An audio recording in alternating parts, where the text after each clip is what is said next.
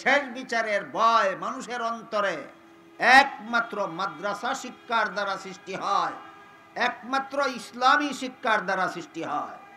কাজেই শেষ বিচারের ভয় যাদের অন্তরে সৃষ্টি হয় না, এরা যত বড় শিক্ষিত হয় তত বড় দুর্নীতিবাজ হতে বাধ্য।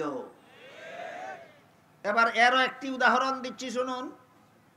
বড় শিক্ষিত হলে বড় দুর্নীতিবাজ হতে বাধ্য কেন? কারণ তার অন্তরে শেষ বিচারের ভয় যদি ঢুকে না, আজকে দুর্নীতি করলে, আজকে জালিয়াতি করলে, আজকে দুষ্কৃতি করলে শেষ বিচারের দিন আল্লাহর কাছে কি জবাব দেব, এই ভয় যাদের অন্তরে ঢুকে না, এরা দুর্নীতিবাজ না হয়ে পারে না। এরও একটি ঘটনা বলি আপনাদের, শুনুন। এটা আমার জীবনের ঘটনা। আমার মনে হয় আজ থেকে 40 বছর আগের ঘটনা হবে। ব্রাহ্মণবাড়িয়ার এলাকার থেকে এক মাহফিল শেষে রেলে বাড়ি যাওয়ার জন্য রেল স্টেশনে গেলাম। গিয়ে দেখি রেলগাড়ি ছেড়ে দেয়, টিকিট নেওয়ার সময় নাই। টিকিট ছাড়াই রেলগাড়িতে চড়লাম। রেলগাড়িতে বিনা টিকিটে কেউ আরোহণ করলে তার কাছ থেকে ভাড়া নিয়ে তাকে টিকিট বানিয়ে দেওয়ার জন্য সরকারের পক্ষ থেকে বেতনভোগী চাকুরিজীবী তাকে, কি বলেন, তাকে কিনা? আমি রেলে চড়ে তাকে বললাম, ভাই গাড়ি ছেড়ে দেয় এই জন্য আমি টিকিট নিতে পারিনি, আপনি আমাকে একটা টিকিট বানিয়ে দিন, আর যা ভাড়া হয় আমার কাছ থেকে ভাড়া নিয়ে যান। তিনি আমাকে একটু রাগান্বিত সুরে বললেন, টিকিট বানিয়ে দেওয়া যাবে না, অথচ সরকার তাকে বেতন দেয় টিকিট বানিয়ে দেওয়ার জন্য। আমাকে বলে টিকিট বানিয়ে দেওয়া যাবে না। আমি বললাম, কেন? আমাকে বলে, টিকিট বানিয়ে দিলে শুধু ভাড়া দিলে হবে না, বিনা টিকিটে রেল চড়ার জরিমানাও দিতে হবে।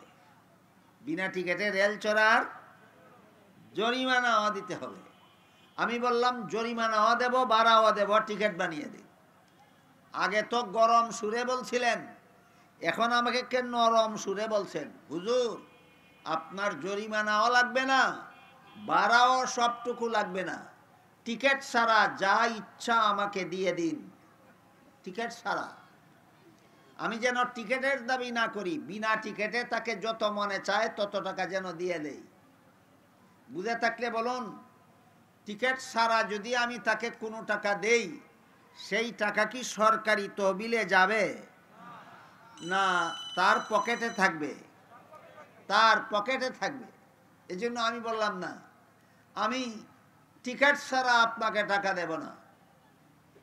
তিনি আমাকে বলেন, আমি আপনার কাছ থেকে কম পয়সা নিতে চাই, আপনি আমাকে বেশি পয়সা দিতে চান কেন? আমি তাকে বললাম, আমি আপনাকে বেশি টাকা দিতে চাই, আপনি কম নিতে চান কেন? বুঝে থাকলে, আমার জীবনের ঘটনাটা বুঝে থাকলে আপনারা বলুন, লোকটা নীতিশীল না দুর্নীতিবাজ? না অশিক্ষিত? শিক্ষিত লোকটা দুর্নীতিবাজ কেন? নীতিশীল হওয়ার শিক্ষা পায়নি। নীতিশীল হওয়ার শিক্ষা আছে একমাত্র ইসলামে। নীতিশীল হওয়ার শিক্ষা আছে একমাত্র ইসলামে। ঘটনাগুলি বুঝে থাকলে বলুন, ইসলামী শিক্ষার দ্বারা শুধুমাত্র আখেরাতে উপকার। প্রথম উপকার দুনিয়াতেই। হ্যাঁ, প্রথম উপকার দুনিয়াতেই। আপনারা ধৈর্যের সাথে শুনলে আরো একটা ঘটনা শোনাবো। হযরত ইউসুফ আলাইহিস সালামকে জুলাইখা একটি খাস কামরায় নিয়ে গেল তার সাথে অপকর্ম করার জন্য। ইউসুফ আলাইহিস সালাম সেই খাস কামরায় ঢুকে দেখলেন, কামরার এক পাশে পর্দা দ্বারা কোনো একটা কিছু ঢাকা।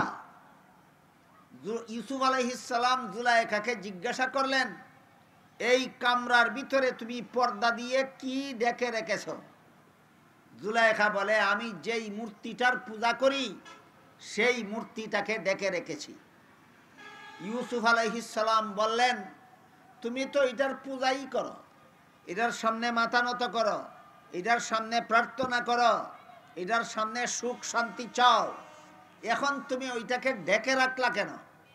জুলাইখা বলে, এখন আমি তোমার সাথে ব্যভিচার করব, জিনা করব, আমার পূজার মূর্তির সামনে জিনা করতে আমার লজ্জা হয়, এই জন্য যেহেতু এখন আমি তোমার সাথে জিনা করব, এই জন্য মূর্তিটাকে ঢেকে রেখেছি। ইউসুফ আলাইহিস সালাম জিজ্ঞাসা করলেন, তোমার মূর্তি কি জিনা করলে দেখে? আপনারা কি বলেন, কোন মূর্তির সামনে জিনা করলে মূর্তি দেখে? ইউসুফ আলাইহিস সালাম জুলাইখাকে জিজ্ঞাসা করলেন, তোমার মূর্তি কি দেখে? জুলাইখা বলে, না, আমার মূর্তি দেখে না।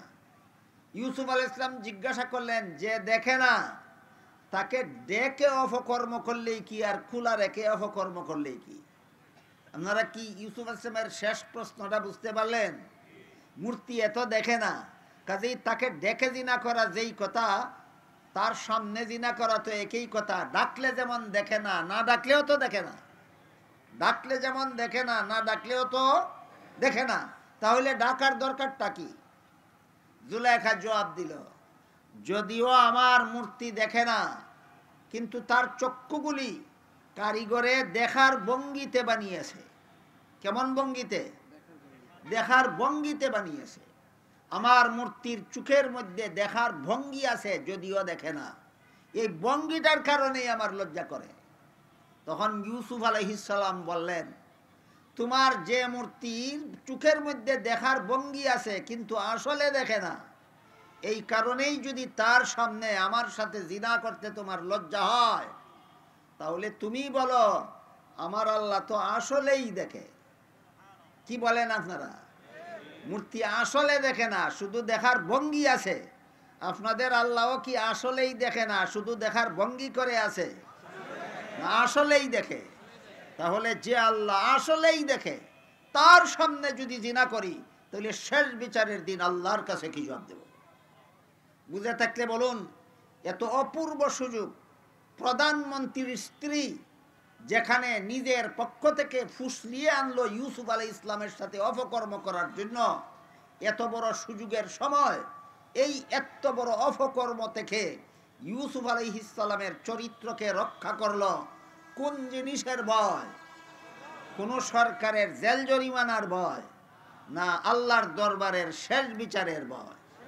সুতরাং আল্লাহর দরবারের শেষ বিচারের ভয় যার অন্তরে থাকে, সে দুনিয়ার জীবনে কোনো রকমের দুর্নীতি করতে পারে না, কোনো রকমের জালিয়াতি করতে পারে না, কোনো রকমের দুষ্কৃতি করতে পারে না।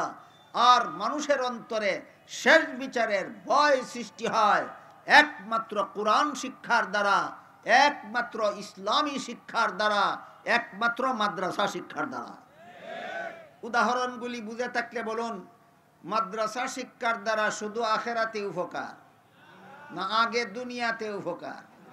মাদ্রাসা শিক্ষার দ্বারা দুনিয়ার জীবনে যত উপকারিতা, যত উপকার হয়, সবগুলি সবিস্তারে বলতে গেলে রাত পোহায় যাবে, কিন্তু মাদ্রাসা শিক্ষার দুনিয়ার জীবনের উপকারিতার বিবরণ শেষ হবে না।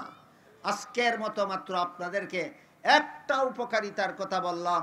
একমাত্র মাদ্রাসা শিক্ষা মানুষের জীবনকে সৎ বানাতে সক্ষম। একমাত্র মাদ্রাসা শিক্ষা মানুষকে জবাবদিহিতামূলক জীবনযাপন করতে বাধ্য করে। মাদ্রাসা শিক্ষা ছাড়া শেষ বিচারের দিন আল্লাহর কাছে কি জবাব দেব, এই চিন্তা চেতনা আর কোনো শিক্ষার দ্বারা দুনিয়াতে সৃষ্টি হয় না।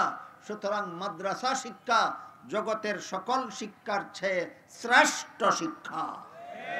মাদ্রাসা শিক্ষা জগতের সকল শিক্ষার চেয়ে শ্রেষ্ঠ শিক্ষা।